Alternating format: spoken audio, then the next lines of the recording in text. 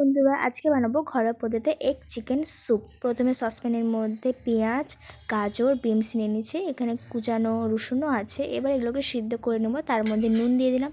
এগুলো প্রায় সিদ্ধ হয়ে গেছে। এরপরে একটা বোনলেস চিকেনের পিস নিয়েছি। এখানে বাটারও আছে। এবার সেই বাটারটাকে একটা কড়াইয়ের মধ্যে দিয়ে ভালো করে মেল্ট হয়ে যাওয়ার অপেক্ষা করব। দেন এর মধ্যে কুচানো রসুনগুলোকে দিয়ে দেবো। এগুলোকে এর মধ্যে দিয়ে দিলাম অ্যান্ড এরপর এগুলোকে ভালো করে ভেজে নিতে হবে।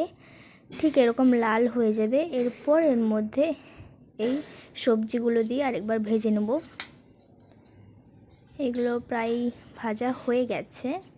এরপর এর মধ্যে একটু গোলমরিচ অ্যাড করে দেবো, একটু ঝাল ঝাল হবে তাহলে। এবার এখানে চিকেনটাও সিদ্ধ হয়ে গেছে। এবারে চিকেনগুলোকে তুলে নেব। এবারে এই চিকেন পিসগুলোকে ঠিক এরকম করে এরমভাবে ছাড়াতে হবে যাতে ঠিক এরম আসে। তারপরে এই কড়াইয়ের মধ্যে বাটার দিয়ে হালকাভাবে চিকেনটাকে ভেজে নিতে হবে। একদম হালকা, বেশি ভাজবো না। 2 মিনিট মতন ভেজেছি এখানে। তারপর এখানে সবজিগুলো দিয়ে দিলাম। তারপরে কেটে রাখা স্প্রিং অনিয়ন দিয়ে দিলাম।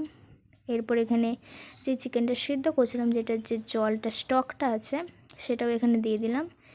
একটা বাটির মধ্যে কর্নফ্লাওয়ার দিয়ে তার মধ্যে জল দিয়ে সেটাকে ভালো করে গুলে নেব।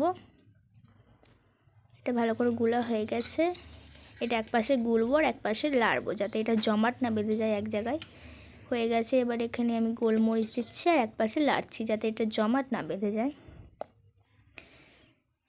এই দেখো, এপাশে আমি কিন্তু সেই ফাটানো ডিমগুলো দিয়ে দিচ্ছি। এক পাশে দেবো আর এক পাশে নাড়তে থাকবো, ঠিক তাহলে এমনভাবে হবে। এখানে দেখো আমার স্যুপ কিন্তু কমপ্লিট। তোমরাও এরকম করে বাড়িতে বানাতে পারো, ঠিক এরকমই হবে। দেখো এখানে প্রায় কমপ্লিট। এবার এটাকে মোমোর সাথেই খাওয়া যাক।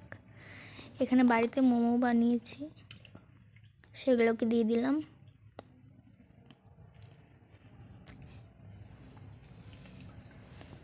এরপরে বাড়িতে তৈরি চাটনি, সেটাও দিয়ে দিলাম। আর এটা হচ্ছে ঘরোয়া পদ্ধতিতে চিকেন এগ স্যুপ। তো সবই ঘরোয়া পদ্ধতিতে। সত্যি সত্যি খুব সুন্দর খেতে। স্যুপটাও ট্রাই করলাম, অসাধারণ। ঠিক আছে, বাই বাই।